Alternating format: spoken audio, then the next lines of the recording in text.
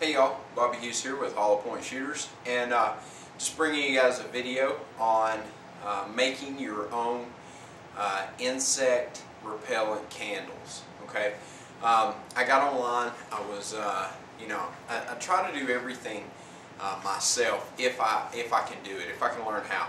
It's just something about knowing how to do something. It just makes it that much more enjoyable. I mean, like, I could probably run to Walmart, pick up a couple of citronella insect repellent candles, or whatever, and take those out to the camp, the winter wilderness camp, and use those out there. But if I can make it myself, then I'm going to make it myself. So what I've done is I've actually, the little clip that you just saw was one of the candles that I'd made. Alright, this recipe that I'm going to show you is actually a recipe for bullet lubrication, okay, for pan lubing. And that's a separate video on pan lubing. Alright guys, so here's some of the stuff that I scrounged up that you're going to need to make your insect repellent candles for your camp. Okay, the first thing you're going to need is a container, something to put it in. I've chosen to use a couple of old salsa dip jars. Alright, this one is 16 ounces, and so you can see there are 16 ounces. If we fill that up, just so you get an idea of the size and the price if you buy them too, so this will kind of give you an aspect as if you want to do it yourself or not, a better aspect of it. This is 16 ounces. I priced some 10 ounce candles, and they were $12 for an insect repellent candle. So that's 16 ounces, so 6 ounces more. And then this one, if I had to guess, I would say that that's probably 24 ounces. Alright, so right there is almost 4 of them. Okay, so $48 for the candles from the store. Alright, for that much of it, you're looking at about 48 bucks for that. Okay, so basically what you're going to need is this is 1 pound of Gulf wax. Okay, it's just a household paraffin wax. You can pick it up in the canning department at Walmart. Alright, you're going to need some petroleum jelly. Make sure you get 100% pure petroleum jelly. Alright, this is actually 13 ounces. So what we're going to do is you use a 1-to-1 ratio. Use a pound of paraffin wax, a pound of petroleum jelly. So I'm just going to leave one of the little blocks of the paraffin wax out to equal it up, to make it proper. And then also, what I'm going to do is add a little bit of color to our candles. And so what I'm going to do is use a green crayon. Alright, so I got my green crayon there. You're going to need, and this is, if you notice that candle I was burning, it was pretty big, and that's what I want in a camp candle.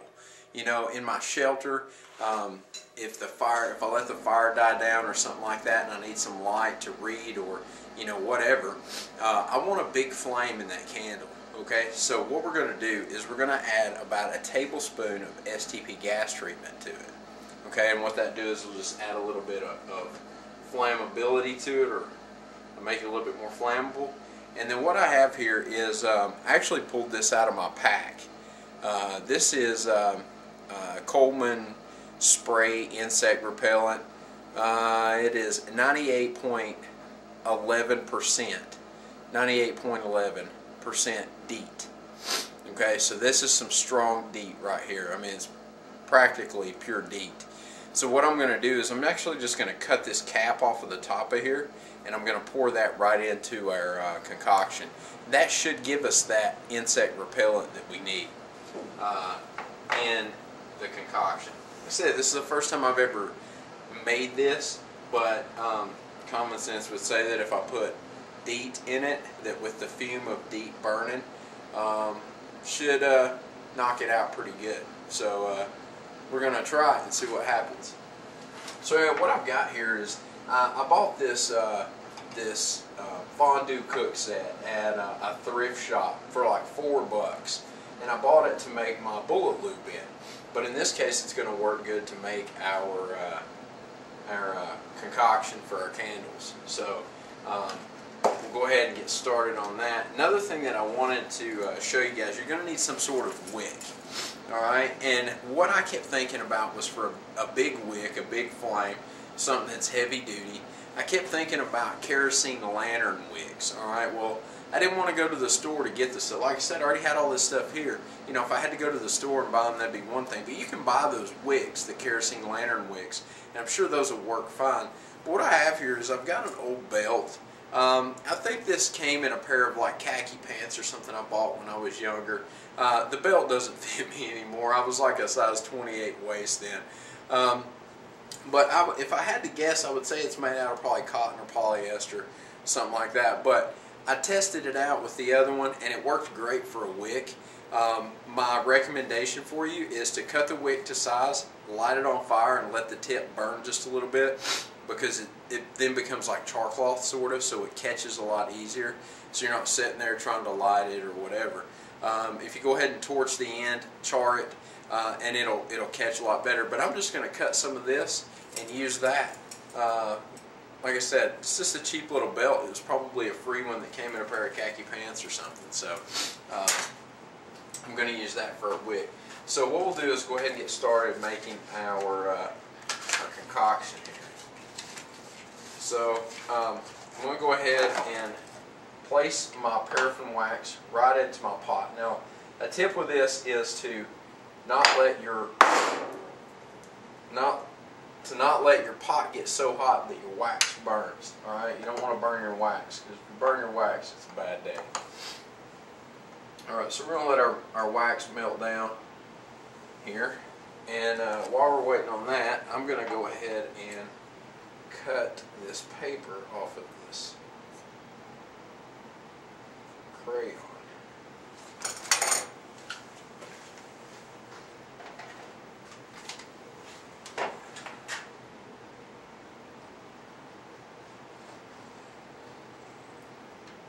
Just like that. And we'll just go ahead and throw that in there. Just throw the whole crayon in. You can make it whatever color you want. I'm making mine green for the outdoors, so.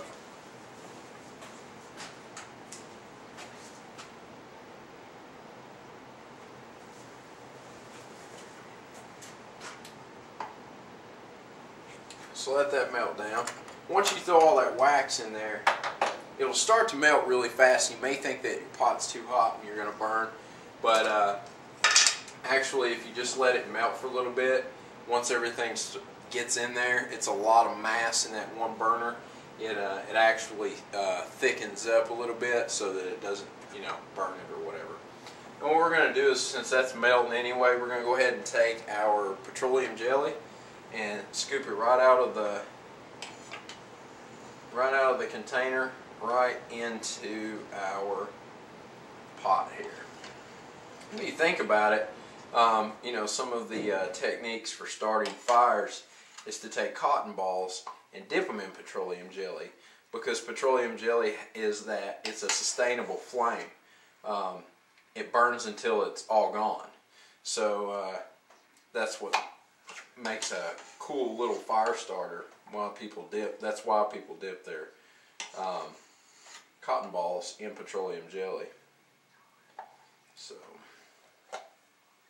you know, something else you could use too, guys, is there's other ways of making candles. You know, you can use tallow or lard. You know, I would use tallow or lard and maybe some beeswax if you were out in the wilderness and wanted to make one out of all natural stuff. You know, if you had a deer or something of that nature that you had killed, and you rendered the fat off of it, you would have tallow or lard, and you could use that too to make a candle. And you could use other things to make, you know, your container for your candle too. You could use, you know, a turtle shell or an old Coke can or an old, you know, tin can that, you know, beans or something was in. You could use any, you know, any type of container would work for candle. You know, I just happen to have these jars here at the house, so I'm going to use those. And the cool thing about it is it'll be waterproof. the wick will be waterproof in there. You know, it'll seal up and keep everything nice and neat. So I'm excited to make these and see how it turns out. So yeah, we're getting there. It's a slow process for all the stuff to melt down. And you put your spoon in there and let it melt that stuff off. I'm gonna go ahead and turn the heat up a little bit here, and we'll let that melt down. And while that's melting down, we'll cut us some wicks. Alright, so when we cut our wicks, I'm actually going to cut it for the long one. We're going to cut it a little bit long, because what I want to do is feed this wick through something to make kind of a base plate for the wick, so that you don't pull the wick out of the wax on accident. So what I'm going to do is I'm going to cut it a little long here, and I've got an idea. See what happens. My ideas can be dangerous sometimes. So what I've done is I've just cut a piece off here, and I'm just going to cut me a strip.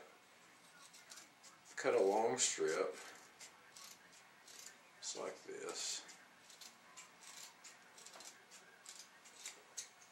Alright, cut a strip, just like that. There's our wick. And I've got these little aluminum heart pans that I use for different things. They're basically just aluminum foil, but the bottom should be about perfect. If I was to get in here, cut this bottom out. Like I said, it's basically just aluminum foil. You could probably take some aluminum foil and just cut you, or fold up a few layers of aluminum foil and have the same consistency as this thing. But just going to cut the bottom off of that, just like that, and go just poke a hole right in the center of it.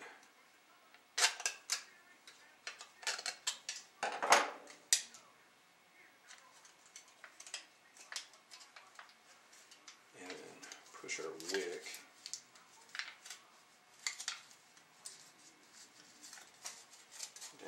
through it, and I'm just going to go ahead and split the wick like this. Just give it a little, just split it just like that.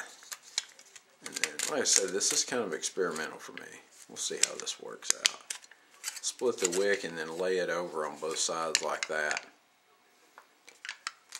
And then if we push that down in the bottom, then that'll keep us from pulling our wick out of the wax. I think that'll work. I think that will work, my friends.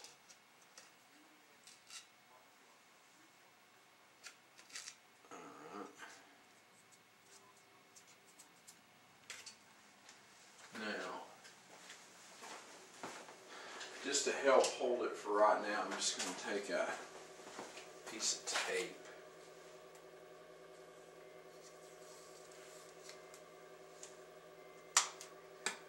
Shouldn't hurt anything to do this. So I'll put a piece of tape over it to help hold it in place so that I don't have to worry about pulling it out. So what I've done here is I've just taped the wick to the bottom here. So now we can put that right in the bottom of the jar, and that'll help hold our wick in place. Let's check my wax here. Looks so cool. It's dark green. It's pretty freaking awesome. Still waiting on some of this paraffin wax to melt though. Alright, so what we're going to do now is we're going to go ahead and put 1 tablespoon of the STP gas treatment in there.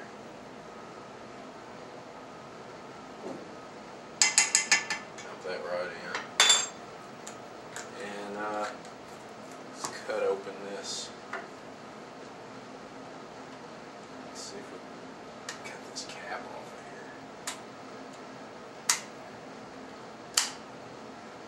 here. looks like it's kind of got a cap. Oh, there we go. And I'm just going to dump this deep right into the concoction.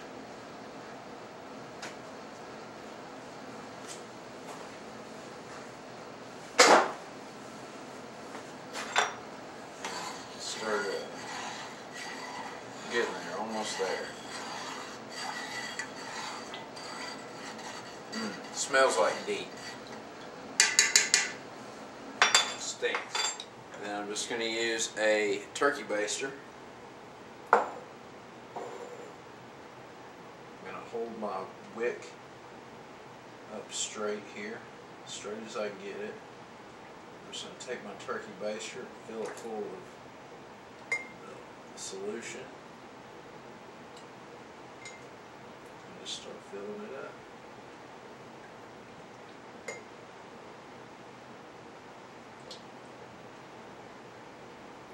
I'm gonna let that set up a little bit so that it holds my wick in place while we continue to fill it up. So I'm just gonna let that set for a second, and I'm hoping that that piece of aluminum doesn't come floating up to the top there.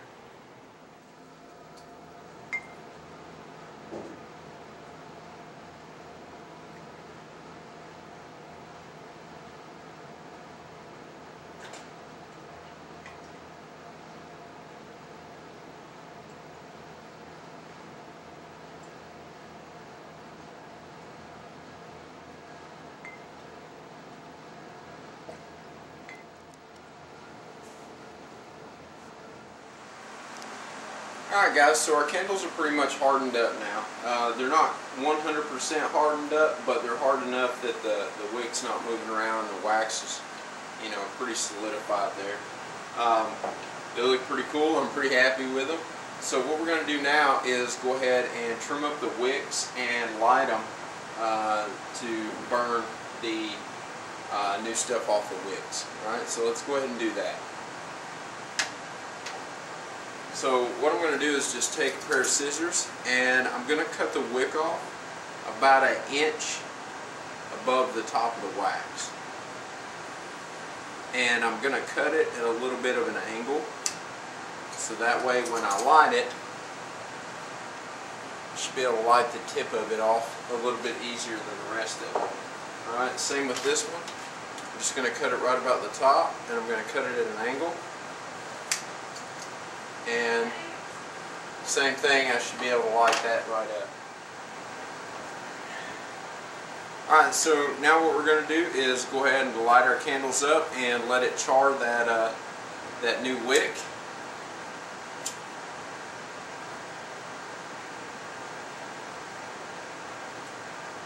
We're just going to let it burn there for a little bit, just to burn that wick down.